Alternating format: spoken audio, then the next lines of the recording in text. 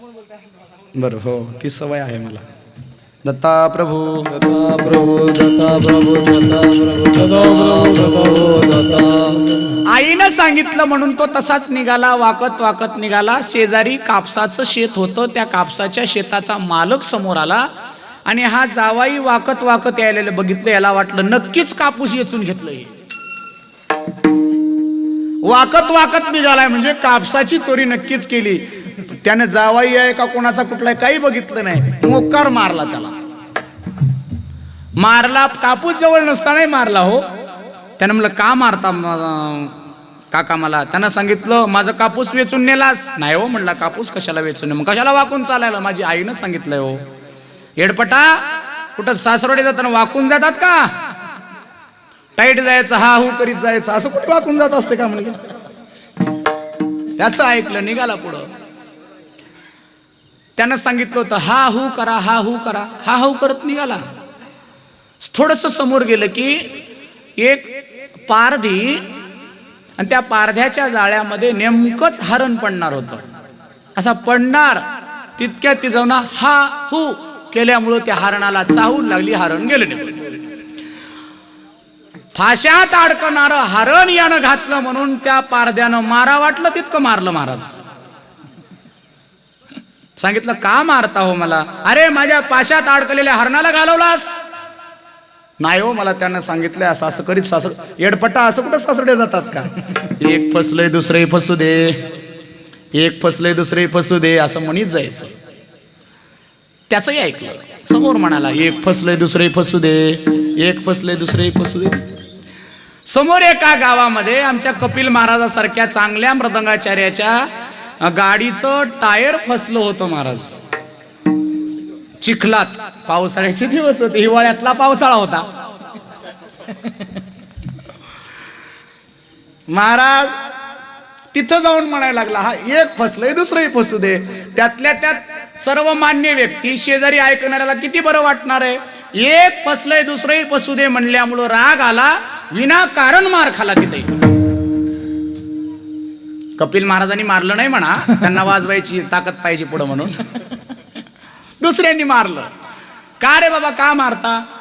त्यालाही थोडा राग आला. त्याने सांगितलं नाही, एक फसलंय दुसरे फसले असं म्हणायचं असतं का कुठं? म्हणले एक टायर फसले दुसरे फसले असं म्हणायचं असतं. नाही नाही, मला फलाण्याने सांगितलंय तसं म्हणू नये. सासरवड्या चालला ना हो. एक निघालंय दुसरंही निघू दे, एक निघालंय दुसरंही निघू दे असं म्हणत जायचं. तसं म्हणत निघाला. त्या गावातला मोठा पाटील होता, गावाला दान धर्म करणारा, सगळ्याला प्रेमानं बोलणारा. त्यानं मेला आणि त्याची अंत्ययात्रा निघाली होती. आणि त्या अंत्ययात्रा जात असताना उभं राहावं की एक निघालंय दुसरंही निघू दे, एक निघालंय दुसरंही निघू दे. महाराज दुःख बाजूला ठेवलं. 4-2 लोकांनी बाजूला घेऊन मोकार मारला त्याला. का माराल्या हो मला? काही नाही, आमच्या गावातला प्रतिष्ठित माणूस मेला, ते मेल्यावर दुसरे निघू दे म्हणतोस? नाही नाही हो, मी सासरवाडीला चाललो, मला असं असं सांगितलंय. येडपटा, तसं नाही म्हणायचं. फार दुःख झालं, फार दुःख झालं असं म्हणायचं. तिथून ते तसं म्हणत निघालं. एका गावामध्ये मोठ्या देशमुखाला 14 वर्षाला पोरग झालं आणि त्यांना साखऱ्या वाट लागला गावामध्ये. आणि तिथं जाऊन येणं म्हणाला लय दुःख झालं. तिथल्या लोकांनी विनाकारण मारलं ना महाराज. कशा करता मारताय? दुःख नाही झाला, आनंद झाला. मन आनंद झाला म्हणत निघालं. असं रात्रभर सांगितलं, तुम्हालाही गोड वाटलं आणि कीर्तनाची टाइम कधी संपल पता लागणार नाही. दत्ता प्रभू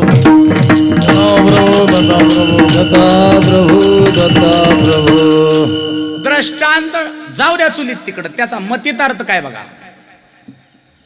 1000 लोकांचं ऐकलं म्हणजे तुमचं बरं होतं असं नाही. त्याकरता एक तुम्हाला सुभाषित सांगतो, फार महत्वाचं आहे बरं का. तर्को प्रतिष्ठा श्रुतयो विभिन्ना, नैको यस्य ऋषी मतम न भिन्नम, धर्मस्य तत्वम निहितम गुहाया महाजनो येन गतस्स पंथा. याच्यामध्ये याचा विस्तार खूप सुंदर केलाय आचार्यांनी. त्यातला मला फक्त एकच तुकडा सांगायचा आहे. महाजनो येन गतस्स पंथा. तर्को प्रतिष्ठा हा श्रुतयो विभिन्ना म्हणजे श्रुती वेद पुराण अनेक प्रकारचे मत स्वतःचं मतमंडन करतात. मग सर्वसाधारण जीवानं ऐकावं कोणाचं, तर तिथं उत्तर सांगितलंय, महाजनो येन गतस्स पंथा. महाजनो येन म्हणजे साधू संत ज्या मार्गानं चालतात त्या मार्गानं चालावं. संत मार्ग ज्या चालती त्याची होऊ आम्ही माती. ज्या मार्गाने संत चालतात तसं आम्ही करू, त्या पद्धतीनं वर्तन करावं. हा परमार्थातला महत्वाचा मुद्दा आहे. म्हणून संताची संगत लागते. आणि असे संत आपल्याला मूळबीजाचा विचार सांगतात. आणि हे संत माझे सोयरे आहेत. अभंगाचं पहिलं चरण. सोयरत माझे परज्ञानी संत, सोयरत माझे परज्ञानी संत, सोयरत माझे परज्ञानी संत, सोयरत माझे परज्ञानी संत, परज्ञानी संत, सर्वगण गोत, सर्वगण गोत, पूर्ण तेथे त्याच्या धरणाचा रजकी रजक, त्याच्या धरणाचा रजकी रजक, सर्वगण गोत, सर्वगण घोत, पूर्ण तेथे त्यांच्या धरणाचा रजकी रजक, त्यांच्या धरणाचा रजकी रजक. सोयरत माझे परज्ञानी संत, सर्वगण गोत, सर्वगण गोत, पूर्ण तेथे सोयरत माझे परज्ञानी संत, सर्वगण गोत, सर्वगण गोत, पूर्ण तेथे.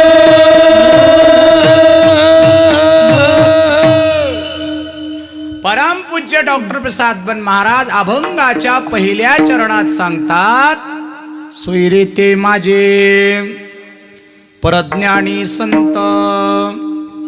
आता आपण आपल्या गुरुमूर्ती आनंदगिरी महाराजांना काय म्हणतो? परज्ञानी संत. परज्ञानी परज्ञानी काय भानगड काय महाराज? परज्ञान म्हणजे पारलौकिक ज्ञान. अलीकडल्या आवराच्या ज्ञानाला अव्हेरून पलीकडच्या ज्ञानाची प्राप्ती झालेला व्यक्ती परज्ञानी. आणि आपल्या नांदेड जिल्ह्यामध्ये परज्ञानाची प्राप्ती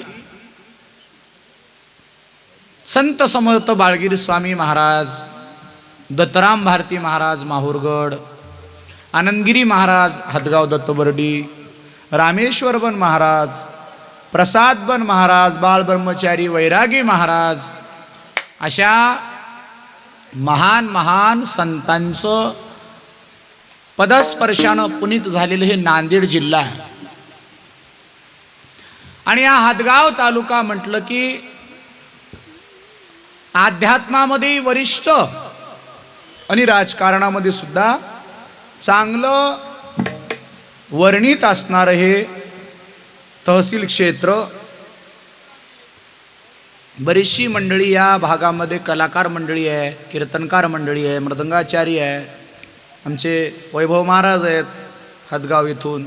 आणि या गावामध्ये जसं दत्तबर्डी हदगाव मंदिर मठ आहे, आमच्या योगीराज बापूंचं उखळाई मंदिर मठ आहे. दत्ताबापू महान योगी होऊन गेले या क्षेत्रामध्ये. आणि तसंच शैव संप्रदायाचं आमचे सन्मित्र श्री शिवचैतन्य महाराजजी यांचंही मठ या हदगाव क्षेत्रात आहे. त्यामुळं या हदगावाला अनेक संप्रदायाचा वसा आहे. आणि त्यामध्ये हे परज्ञानी संत जे आहेत परमात्म तत्वाची जाणीव करून घेऊन जगाकरता उक्तपणे देण्याकरता तयार झालेली मंडळी आहे. एका ठिकाणी तुकाराम महाराज बोलले की जेव्हा आमच्या जीवनामध्ये आम्ही करायचं काहीच राहिलं नाही किंवा सगळं करणं झालं, तेव्हा जर कोणी विचारलं तुम्ही कशा करता जगताय असं जर विचारलं, तर तुकाराम महाराजांनी सांगितलं, तुका म्हणे आता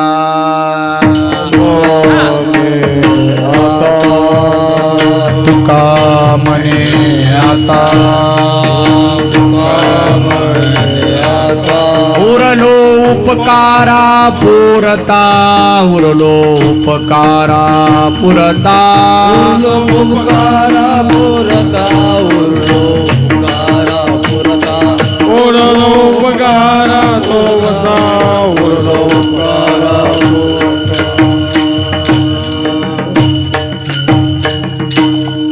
तुका म्हणे आता उरलो उपकारा पुरता.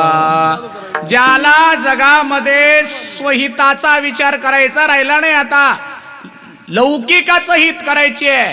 कारण स्वहित झालं आधी साधावं लागतं. स्वहित दान कधी करता येतं? धन प्राप्त झाल्यावर. आधी स्वहित करावं लागतं आणि ते स्वहित करण्याचा बोध बापूजी पाटलांनी पहिल्या अभंगात सांगितलंय की नाही बघा. आलिया जन्माशी करावे स्वहित. मनानंदत वेळो वेळा मनानंदत वेळो वेळा मनानंदत वेळो वेळा मनानंदत वेळो वेळा आलिया जन्मासी करावे स्वहित आलिया जन्मासी करावे स्वहित आलिया जन्मासी करावे स्वहित आलिया जन्मासी करावे स्वहित मनानंदत वेळो वेळा मनानंदत वेळो वेळा मनानंदत वेळो वेळा मनानंदत वेळो वेळा वेळो वेळा वेळो वेळा वेळोवेळा भगवंताच्या नामाचं चिंतन करणं हे स्वहिताच्या दृष्टीनं आहे, असा अर्थ महाराजांनी केला. बंद करा आता, काय नाही. सज्जना हो, माई बापा हो, इकडल्या गाळ्यात या. इथं गळणार नाहीये, थोडस इकडे या. या समोरच्या हे ट्रेनच्या पुढे या. हे 2-3 वॉटरप्रूफ केलेत, समोर या. समोर या. असा. पण त्याच्यावर असा विचार निघाला, अवेळी निसर्ग करत नाही कधी काम, पण 100% माणसं अवेळी बेसरामासारखं काही करायले, त्यानं तरी का बिघडू नये. आता माझ्यासारख्यांनी बोलू नये, पण तुम्हाला सांगू, माणसांनी जेवणाची जागा संडासला केली, संडासची जागा जेवणाला केली लोकांनी. तुम्ही म्हणाल कसं? बघा तुम्ही आताची पिढी बाहेर जेवतात आणि घरी परसाकडला येतात.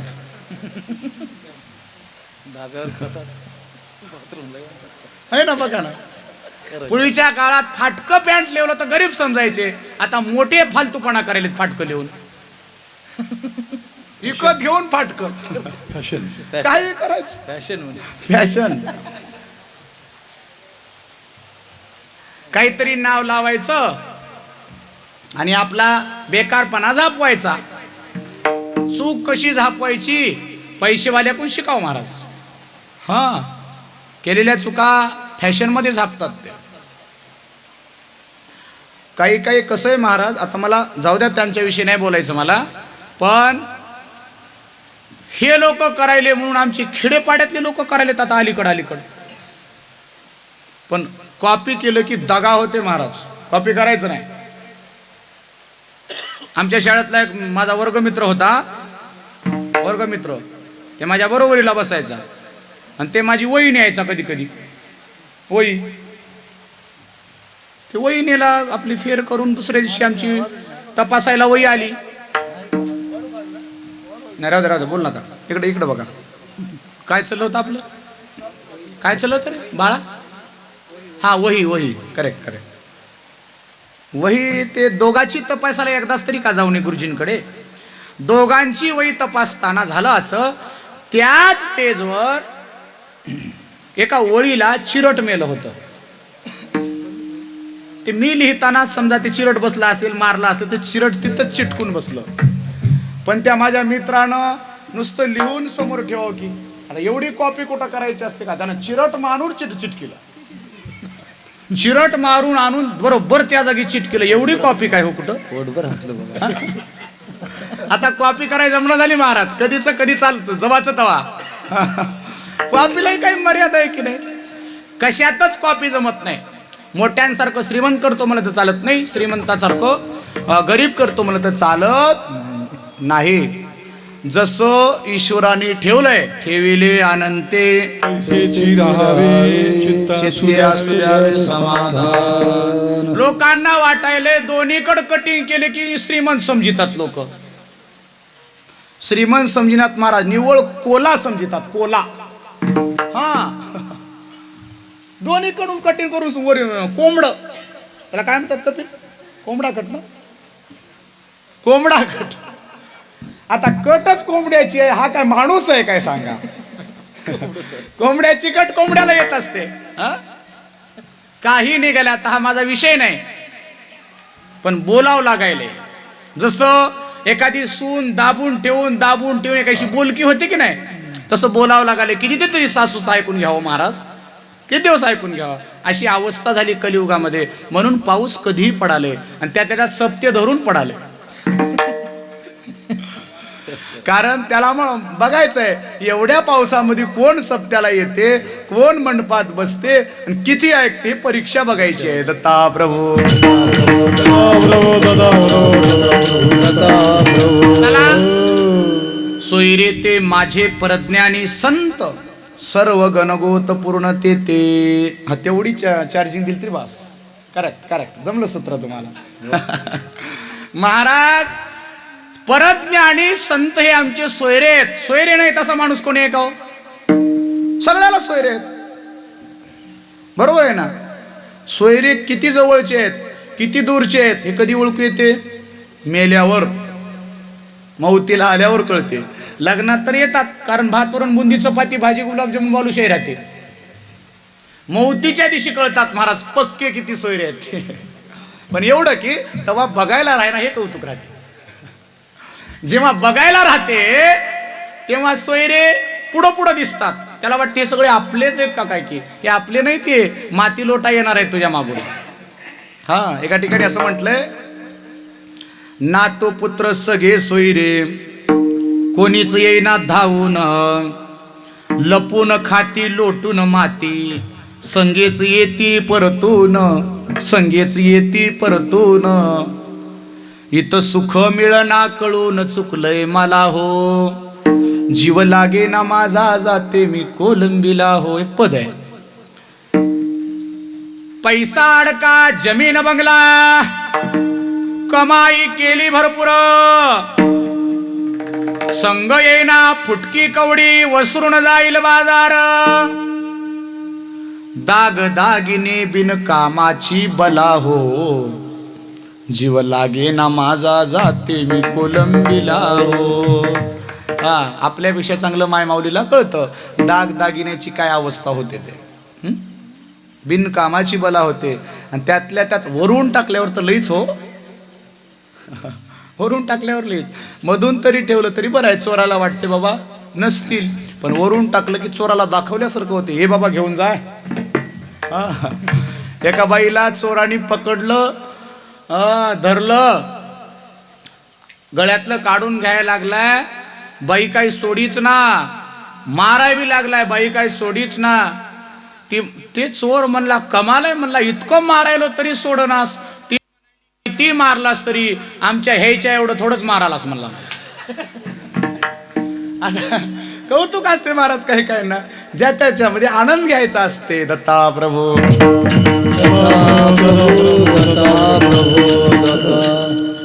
महाराज, जीवनामध्ये आपले माणसं कोण, परके माणसं कोण कळावे. तुम्हाला एक बारीक गोष्ट सांगतो. तुमच्या समोर तुमचं गोड गोड गोड बोलायला लागले की तुम्ही म्हणता हे माणसं आपले, तिथंच फसगत होते, तिथंच. बघा तुम्ही, मुंग्या कशाला लागतात, साखरेला का मिठाला? साखरेला. साखरेलाच ना, साखरेला, गुळाला किंवा गोडीच्या पदार्थाला. गोडी एक मर्यादित आहे. जिथं जास्त गोडी दिसते ना महाराज, तिथं दांडगं कपट आहे असं समजा. काही काही माणसं बघा असे झुकतात की त्याच्या इतकं लवळीचं झाडही वाकत नाही, इतकं वागतात. 5 वर्षाला एकदा. कारण त्यांना माहितीये आता वाकलं की नंतर वाकवायचंच काम पडते. चांगली जाणीव आहे त्याला, कळून चुकलंय. 5 वर्ष. हा, वाकत नाहीत नंतर. अगोदर पायाला हात लाव, नंतर पायापाशी येऊ देणार. आणि बोलतात तर असे, मिट्टू सुद्धा 3ऱ्या क्रमांकाला त्याच्यापासून. ज्ञानेश्वर महाराजांनी एक ओवी दिली, मला वाटते कदाचित हे राजकारण्याकरता दिली असेल. तिथं ओवी अशी दिली, विंचू नांगिये आपुलिया, नांगिये आपुलिया, विंचू करी गुदगुलिया, ते साच बोलती बोलिया येणे आहे. कळालं का बघा तुम्हाला? विंचू आपल्या लांगीनं ज्या दिवशी आपल्याला गुदगुल्या करील की नाही, त्या दिवशी खरं बोलतील म्हणे हे लोक. त्या दिवशी ते साच बोलती बोलिले ये नाही, त्या दिवशी खरं बोलतील. आता तुम्ही मला सांगा, विंचू आपल्या अंगावर आल्यावर गुदगुल्या करील का काय करते, काय तुम्हाला माहिती आहे ना? मला चांगलं 2दा-3दा चावला होता, मला चांगलं माहित आहे. 24 तास अंगाची लाही करून सोडते. म्हणजे याचा अर्थ विंचू काय गुदगुल्या करीत नाही आणि राजकारणी लोक खरं बोलत नाहीत. म्हणून त्यांचे बघा निवडून येण्याआधी ते आश्वासन पत्र असतात. काय असतात? आश्वासन. या शब्दाचा अर्थ जर तुम्हाला कळाला तर तुम्ही पुन्हा फसणार नाही. आश्व म्हणजे घोडा. आता घोड्यावरचा आसन किती ठराविक असते सांगा मला. घोड्यावर बसून पळवतात. घोड्यावर बसणं याला म्हणतात आश्वासन. घोड्यावर किती वेळ बसणार आहे माणूस? म्हणून आपले बघा जुने माणसं म्हणतात, लई घोड्यावर चढू नको रो म्हणतात. म्हणजे घोड्यावर चढीनं नुसतं चढीनच राहते एवढं तरी कळते कमीत कमी माणसाला. पण हे कळत नाही माणसाला 500 रुपये पुढं. पण जरा या बाऱ्यात मला वाटते 500 किंमत वाढली. तुमच्याकडे तिकडे कसं होतं? 1000 झाले ना, 500 वाढली. 500 चलत गेला आतापर्यंत, आता 1000 झाली. म्हणजे कलियुगातल्या माणसाची किंमत 1000. पण एवढं आहे, बायकोपेक्षा जास्त किंमत राजकारणी करतात म्हणून बरं आहे. बायको तर कवडीची करीत नाही ना, म्हणून कमीत कमी 1000ची तरी करतात. दत्ता प्रभू कशा करता बोलतोय तुम्हाला? हा विनोद नाही. आपल्या जीवनाचं हसणं होऊ नये याच्या करता कीर्तन कळणं गरजेचं आहे. सोयी रेते माझे आपलं कोण आहे कळावं. गोड बोलणारे माणसं आपले नसतात. कटू वाक्य असावं पण खरं असावं. आणि माऊली बोलले बरं, खरं आहे म्हणजे ते मोठ्या तोऱ्यात समाजासमोर सांगा असं नाही. माऊलींची भाषा कशी आहे बघा. साच आणि मवाळ, मिथिले आणि रसाळ, शब्द जैसे कल्लोळ अमृताचे, मुखी अमृताची वाणी, देह देवाचे कारणी. महाराज अमृतासारखं बोलावं, समोरच्या माणसाला अमृतासारखं वाटावं, फसगत करणार नाही. पण जिथं प्रपंचामध्ये अति नम्रता दिसली की दांडगो कपट आहे असं समजायचं, सुधरायचं. तिथं काय सुधरायचं? इथं आपलं बरवे पण नाही. एखादा व्यक्ती आपल्याला म्हणत असेल बाबा तुझं ते चुकतंय, तिथं राग येऊ नये आपल्याला, बघावं त्याकडे. कारण समोरच्या माणसाची जाणीव करून देण्याकरता अंतकरणात फार मोठेपण लागते. कारण समोरच्या माणसाकडून चांगलं म्हणून घ्यायचं सगळ्यालाच वाटते ना, पण समोरच्या माणसाकडून चांगलं म्हणून घेण्याची अपेक्षा बाजूला ठेवून त्याच्या हिताचा विचार करण्याचं काम संत करतात. संत अनेको परीने जगाला सांगितलेलं आहे. ऐका ऐका, तुम्ही सगळ्यांनी ऐकण्याचे अनेक अभंग आहेत बघा. तुम्ही संतांनी वेगळ्या वेगळ्या पद्धतीने उपदेश केलेला आहे. आणि म्हणून संत आपले सोयरे असावे, ज्यांनी स्वतःच्या स्वहिताचा विचार बाजूला सारून जगाच्या कल्याणा संतांच्या विभूती देह कष्ट विधी परोपकार विधी परोपकार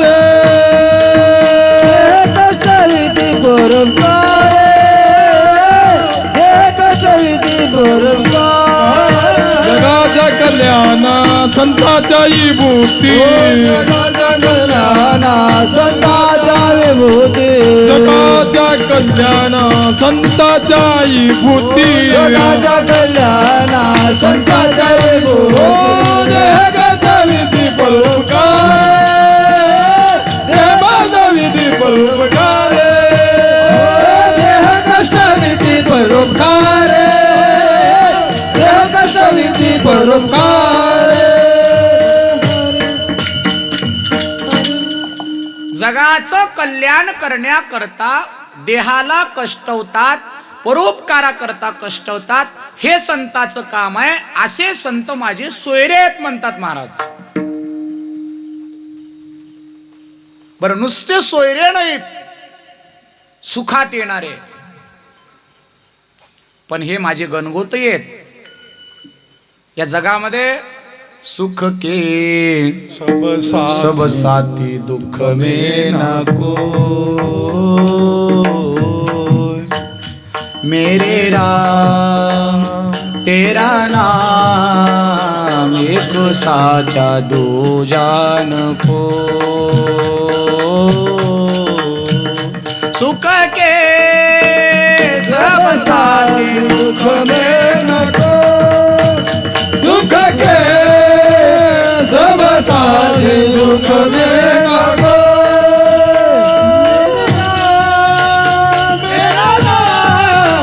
तेरा नाम एक साचा दूजा न हो, सुख के सब साथी दुख में न को, दुख में न को, दुख में न को.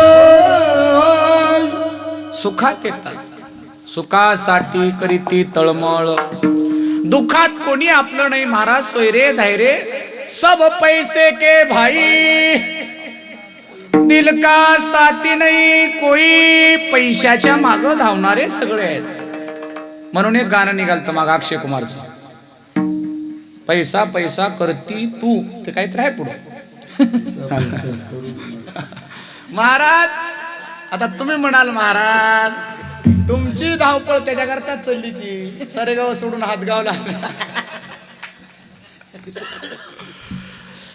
पण पैसा धर्मात लागला की तो पैसा धर्मात लागला ना की ते देवद्रव्य होत.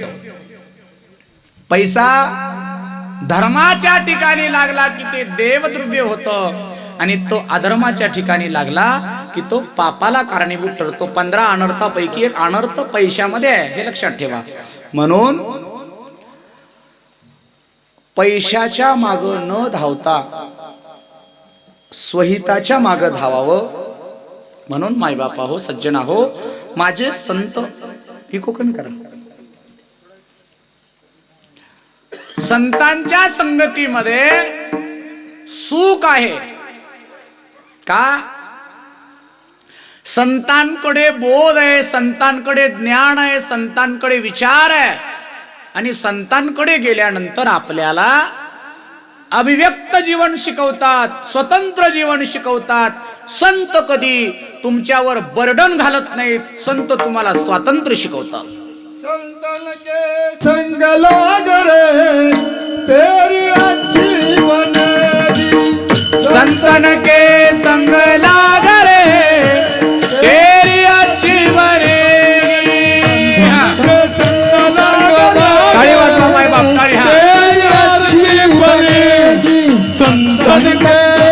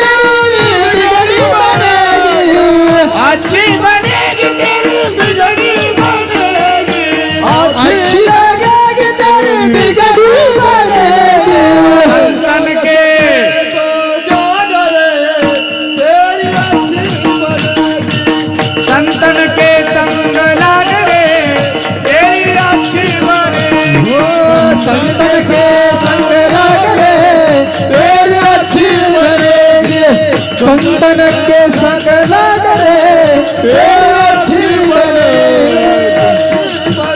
तेरी अच्छी बने।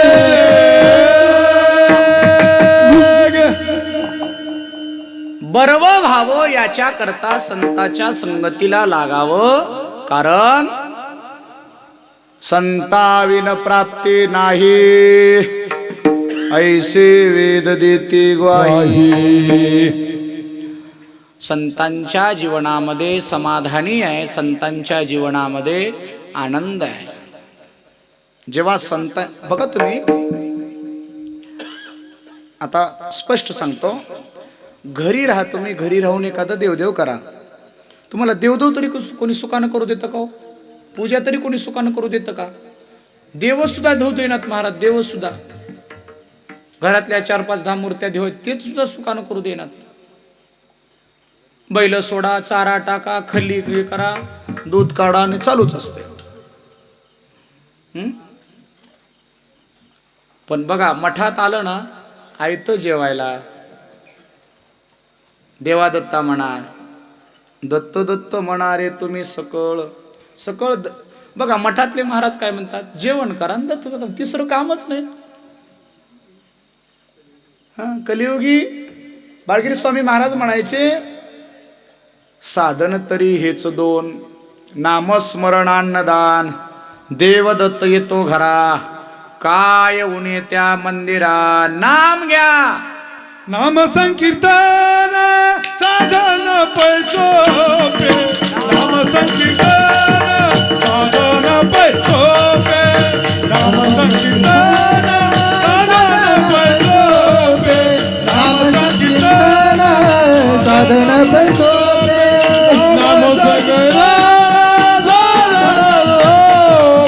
नाम संकीर्तन साधन पैसोपे, नाम संकीर्तन साधन पैसोपे, नाम संकीर्तन साधन पैसोपे।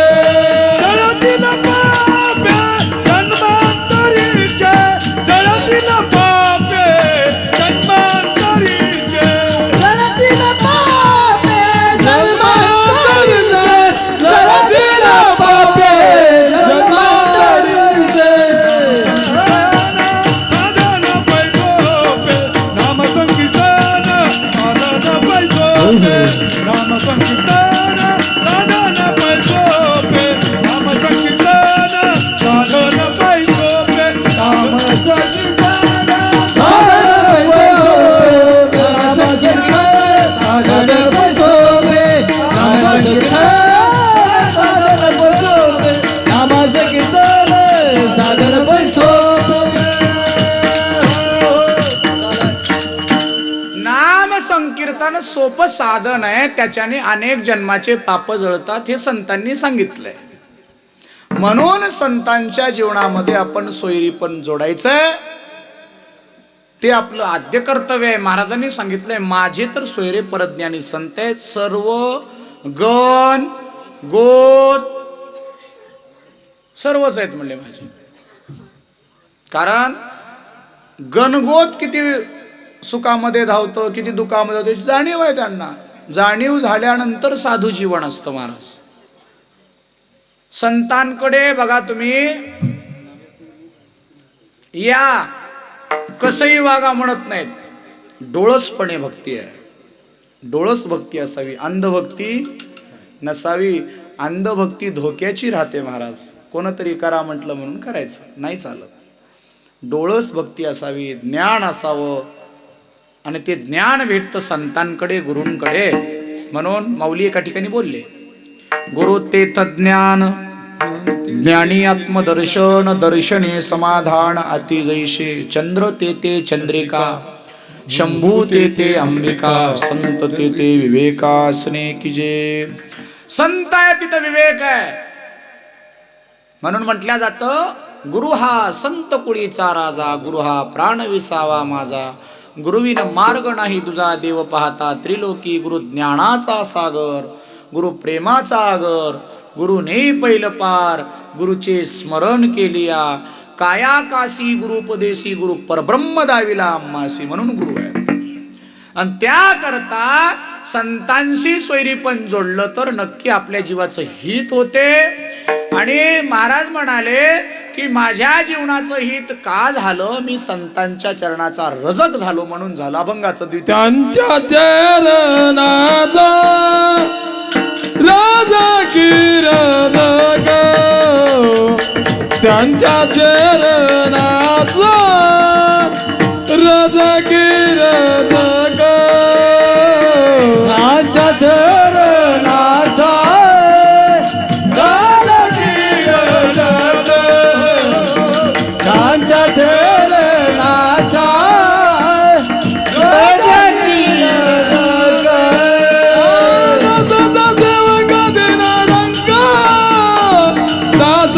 सेवक दिन रंग, दासाचा सेवक दिन रंग, दासाचा सेवक दिन रंग, त्यांच्या चरणाचा रजकी रजक, त्यांच्या चरणाचा रजकी रजक,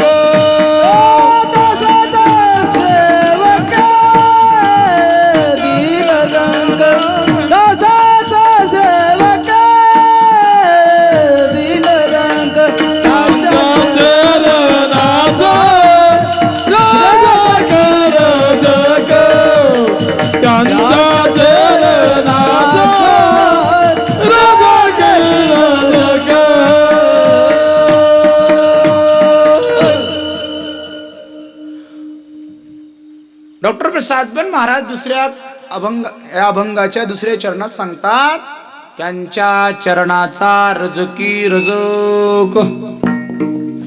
इथं फार महत्वाचा मुद्दा सांगितलेला आहे महाराजांनी. जिथं आपण फसतो, सोयरी पण संतांसंग करतो, पण त्यांच्या चरणाचा रजक म्हणत नाही, इथं फसगत होते. इथं आपण थोडासा विचार करू. आपला कीर्तन उत्तरार्धाकडे चाललेला आहे.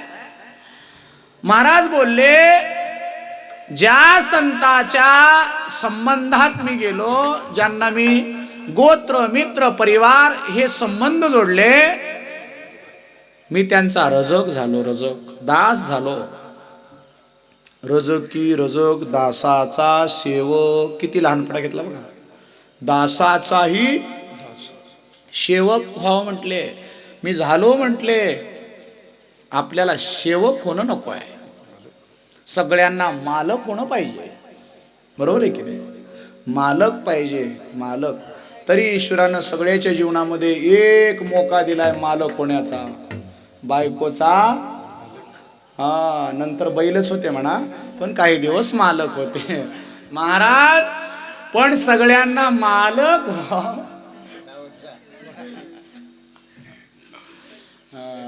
झालेल्या माणसाला ओळख येते, होणाऱ्याला थोडं गुदगुल्या होता, दुसरं काही नाही.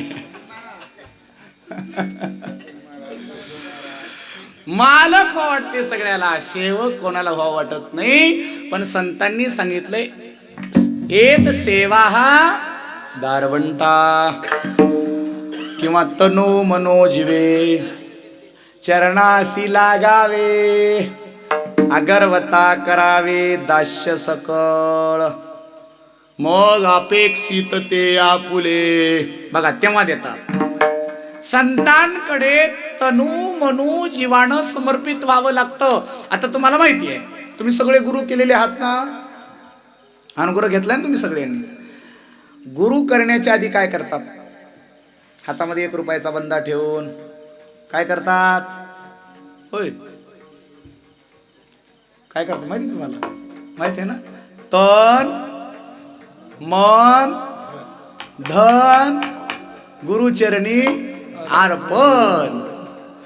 एकदा तन मन धन गुरुचरणी अर्पण केलं, गुरुनी कानामध्ये मंत्र दिले, एकदा गुरुच्या हातात फाटकी नोट दिली, गुरुचा पत्ता शिष्याला नाही, शिष्याचा पत्ता गुरुला नाही. आणि आशानं उदार होते काय माय सांगा बरं. हा, अलीकड कसं झालंय, दक्षिणापुरते साधू झाले. तो काय सांगा तुम्हाला. म्हणून एक म्हण आहे, घर घर में साधु निकले दमड़ी को 50। घर घर साधु निकले दमड़ी को 50। स्वयं तरने का भरोसा नहीं शिष्य करने की आस। हा गर्दी राहा वाटते माग